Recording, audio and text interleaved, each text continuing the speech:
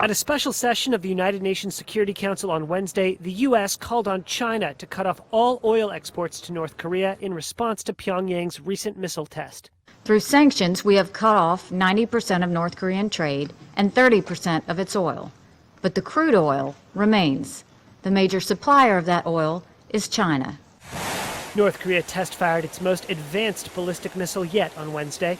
Pyongyang said the new missile reached an altitude of about 2,700 miles and traveled more than 5,900 miles during its 53-minute flight. The missile landed in the sea near Japan. Experts said the new Hwasong-15 rocket theoretically could hit the U.S. mainland. North Koreans celebrated the launch. I don't know what to say. I feel like I am hitting those Americans. And I want to applaud to our Marshal Kim Jong-un for his courage and grit. North Korea conducted a nuclear bomb test in September and has tested dozens of ballistic missiles in defiance of international sanctions. U.S. President Donald Trump responded to news of the launch by promising to deal with the issue. A missile was launched a little while ago from North Korea. I will only tell you that we will take care of it. The White House said Trump spoke with Chinese President Xi Jinping and urged Beijing to rein in its ally Pyongyang. A spokesperson for the Chinese Foreign Ministry quickly condemned the launch.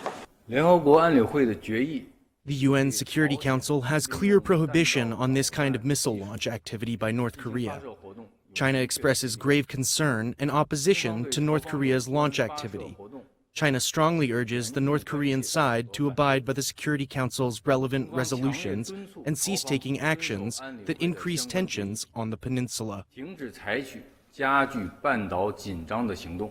But at the Security Council, U.S. envoy Nikki Haley demanded Beijing do more.